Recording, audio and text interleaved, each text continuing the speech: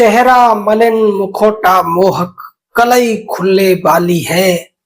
गुब्बारे में हवा भरी है, भीतर खाली खाली है।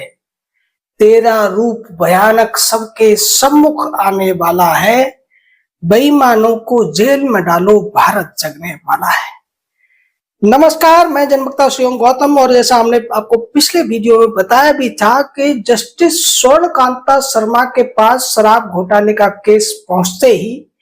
शराब घोटाले के जितने भी अपराधी हैं उनके ही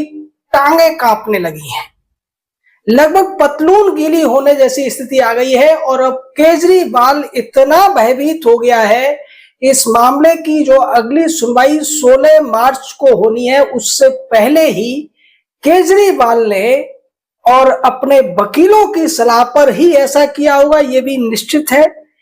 दिल्ली हाईकोर्ट के चीफ जस्टिस DK उपाध्याय के सामने एक लेटर लिख के गुहार लगाई है कि हमें इन जज साहिबा से बचाइए। केजरीवाल ने लेटर में कहा है कि चूंकि जस्टिस स्वर्णकांता शर्मा पहले भी इस मामले में लोअर कोर्ट के कई फैसलों को पलट चुकी हैं और बाद में उनके ऊपर सुप्रीम कोर्ट में भी कार्रवाई हुई है, 3 बार सुप्रीम कोर्ट ने इनके फैसलों को पलटने का काम किया है, तो हमें ये जो मामला है दूसरे जज के पास सुनवाई के लिए भेजा जाना चाहिए। केजरीवाल ने ऐसा क्यों किया है, ज्यादातर लोग समझ ही गए होंगे, क्योंकि चोर की दाढ़ी में तिनका होता है, ये सबको पता है। और केजरीवाल से ज्यादा इस बात को कोई नहीं जानता कि ये जो शराब घोटाला था उसमें कितने मोटे पैसे का हेर फेर हुआ है।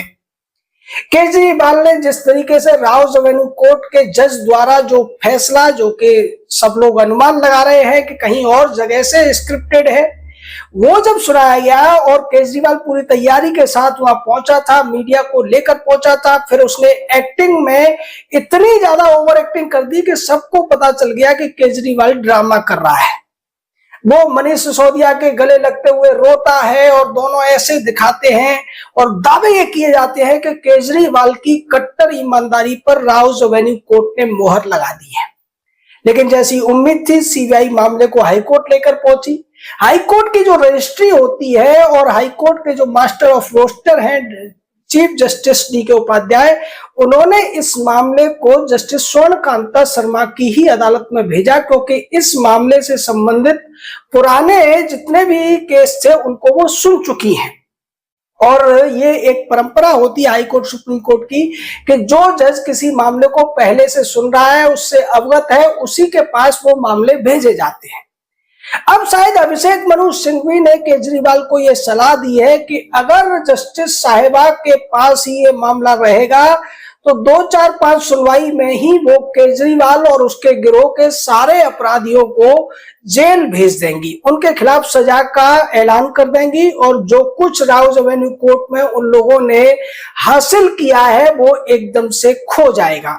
यानी कि ये सारा ड्रामा जो केजरीवाल की तरफ से किया गया, जो जज की तरफ से जिस तरीके की टिप्पणियां की गई, वो अब ज्यादा दिन नहीं चलेगा। और इसी वजह से केजरीवाल ने चीफ जस्टिस को लेटर लिखकर यह मांग की है कि ये मामला किसी और जज को दिया जाए। साथ में उसने ये भी कहा कि चूंकि जो लोअर कोर्ट के स्पेशल जज थे उन्होंने केवल CBI के मामले में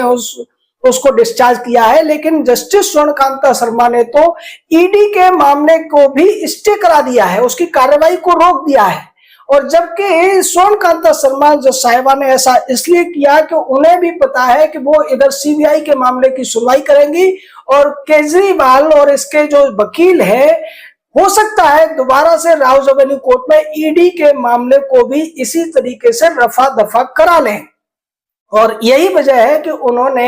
ED के मामले पर सुनवाई को भी स्टे कर दिया है। साथ के साथ जो कुछ जज जितेंद्र प्रसाद ने कहा था CBI के IOs के बारे में, उस पर भी रोक लगा दी है। तमाम सारी चीजों को उन्होंने स्टे कर दिया है। अब केजरीवाल को साफ नजर आ रहा है कि जैसा पिछली सुनवाइयों में हुआ है और इस केस के सभी तथ्यों से जस्टिस स्वर्णकांता शर्मा पूरी तरीके से वाकिफ हैं, इसलिए CBI की तरफ से जो दलीलें दी जाएंगी उनसे वो पूरे तरीके से कन्विंस हो सकती है। और इस आधार पर केजरीवाल जो बचने की कोशिश कर रहा है, जो कट्टर ईमानदार होने के झूठे दावे कर रहा है, वो सारे के सारे पूरे देश के सामने खोखले साबित हो जाएंगे। केजरीवाल जानता है, या फिर कहें कि अभिषेक मनु सिंघवी जानता है कि वो जस्टिस स्वर्णकांता शर्मा के सामने केजरीवाल को बचा नहीं पाएगा। और उनकी ये कोशिश है कि अगर ये मामला किसी दूसरे जज के पास जाएगा तो उस जज को इस मामले को समझने में बहुत लंबा समय लगेगा, और हो सकता है इसी वजह से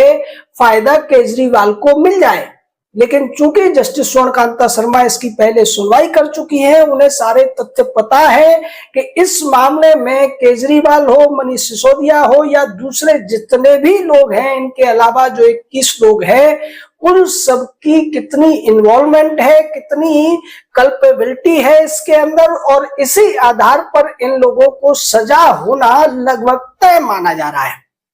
क्योंकि जो कुछ स्पेशल कोर्ट के जज ने किया है उस पर तमाम सवाल उठ रहे हैं। और ये लगभग वैसा ही है जब केजरीवाल को सुप्रीम कोर्ट के कहने पर बेल का मामला राउजबेनी कोर्ट की एक वेकेशन बेंच में आया था, और तब वो जो वेकेशन पे जज साहिबा आई थी, उन्होंने कितनी हड़बड़ी में केजरीवाल को इसी वजह से जमानत दे दी थी कि उन्हें एक विदेशी थिंकर का एक वाक्य याद आ गया था, जिसमें कहा गया था कि चाहे 100 गुनहगार छूट जाएं पर एक भी बेगुनाह को सजा नहीं होनी चाहिए। और उन्हें केजरीवाल की जो ओवर एक्टिंग है उससे केजरीवाल एकदम बेगुनाह नजर आया, और इसी वजह से उन्होंने उसको जमानत दे दी थी। लेकिन जब यह मामला हाई कोर्ट में पहुंचा था तो जस्टिस स्वर्णकांता शर्मा की अदालत ने उस जज साहिबा के ऊपर ही सवाल उठा दिए थे। और अब यही वजह है कि केजरीवाल पूरी तरीके से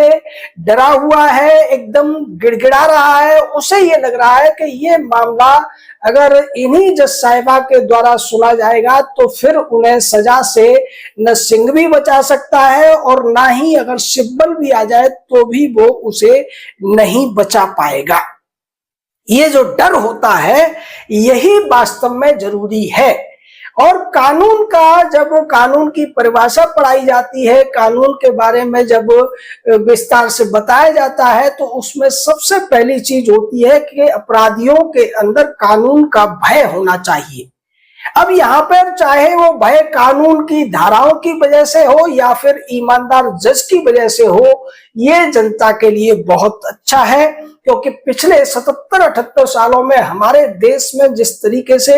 वकीलों का एक दबदबा रहा है, वकीलों के आधार पर निर्णय होते हैं, और खासकर पिछले 30-35 सालों में जब से इस देश पर कॉलेजियम नाम की एक असंवैधानिक व्यवस्था थोप दी गई है, जिसमें संविधान में जो कुछ जजों की नियुक्ति को लेकर कहा गया था उसको पूरी तरह से बदल दिया गया है। अब जो जजों की नियुक्ति होती है वो जजों के द्वारा ही होती है, या फिर उन जजों के ऊपर जिन लोगों के प्रेशर होते हैं, जिन लोगों की पहुंच होती है, उन लोगों के द्वारा होती है। और इसी वजह से ज्यादातर केसेस में जो हायर जुडिशरी में होते हैं उनमें साफ तौर पर जो फैसले होते हैं वो उन वकीलों की अपीयरेंस के ऊपर निर्भर करते हैं जो बचाव पक्ष की तरफ से खड़े दिखाई देते हैं।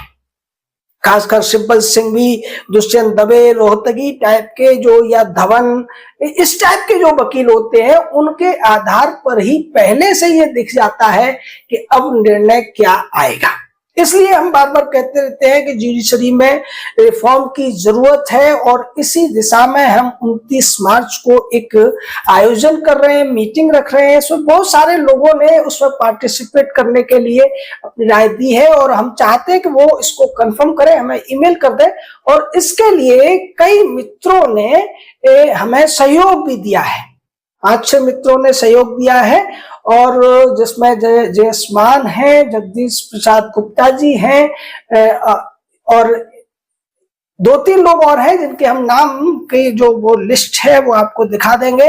और उन बाकी लोगों से भी कहेंगे कि अगर वो भी सहयोग करना चाहते हैं तो करें, क्योंकि ये जो काम है वो 1-2 व्यक्ति के करने से नहीं होगा, इसको व्यापक स्तर पर चलाने की जरूरत है। शुरुआत में हम कम लोग हो सकते हैं, लेकिन आप ध्यान रखिए कि जो बरगद का पेड़ होता है, जो पीपल का पेड़ होता है, इनके जो बीज होते हैं बड़े छोटे होते हैं। यानी जो चीज जितने छोटे से शुरू होती है वो उतनी ही ज्यादा विशाल हो सकती है, अगर उसमें जो शामिल लोग हैं उनके पास संकल्प हो, सच्ची भावना हो, राष्ट्र सेवा का, समाज सेवा की अगर हमारे पास भावना रहेगी, तो निश्चित तौर पर ये जो जुडिशरी का एक अलग तरीके का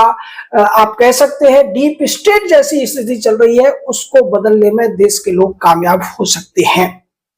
इसलिए आप लोग में से जो आना चाहते हैं वो ईमेल कर सकते हैं हमें, जिससे हमें कंफर्म हो जाए, क्योंकि हम वहाँ जो हॉल बुक कराएंगे वो लोगों की कैपेसिटी के आधार पर होता है। अगर हम 200 लोगों का हॉल बुक कराने और पता चला 100 ही लोग पहुंचे हैं तो वो एक्स्ट्रा बर्डन हमारे ऊपर होगा, और अगर 100 लोग आ रहे हैं तो 100 लोगों का कराएंगे, 200 आ रहे हैं तो 200 का। तो इसलिए प्लीज जो जो आना चाहते हैं प्लीज ईमेल पर हमें एक अपना ईमेल डाल दीजिए, या फिर जो कमेंट में भी आप कर सकते हैं, उसको भी हम नोट करते जा रहे हैं कि कौन कौन लोग आने के इच्छुक है, और वही लोग ऐसा करें जो वास्तव में आ सकते हैं। 2-4-5 लोग अगर आकस्मिक तौर पर नहीं आ पाएंगे तो कोई बात नहीं है, लेकिन ज्यादातर कोशिश यही करें कि आप आ सकते हैं तभी ऐसा करें। और हमारी कोशिश ये रहेगी कि पूरे देश के तमाम शहरों में इस तरीके के आयोजन बाद में हम करने की कोशिश करेंगे। और यहाँ जिस तरीके से जुडिशरी में कुछ अच्छे जज हैं, उन लोगों को भी ऐसे आयोजनों से एक साफ संदेश जाएगा कि देश की जनता उनसे राष्ट्र के प्रति, समाज के प्रति उनकी निष्ठा का सही एक कर्तव्यपरायण चाहती है।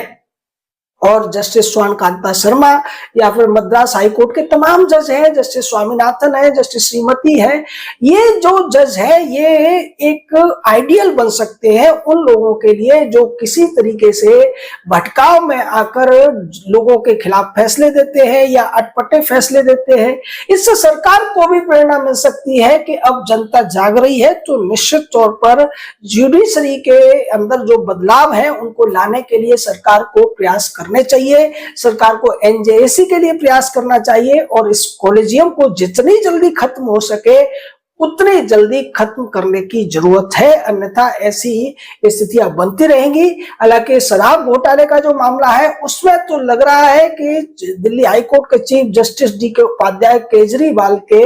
इस लेटर पर कोई ध्यान नहीं देने वाले हैं, और जस्टिस स्वर्ण कांता शर्मा ही इस मामले की सुनवाई करेंगी। तो निश्चित तौर पर इन दारू के घोटालेबाजों को सजा भी मिल पाएगी। आपका इस पूरे मामले पर क्या कहना है, अपनी राय दीजिए, हमारे साथ जुड़िए, हमारे कार्यक्रम में आना चाहते हैं तो वो भी बताइए, सहयोग करना है तो आप QR कोड देख सकते हैं। जय हिंद, जय भारत।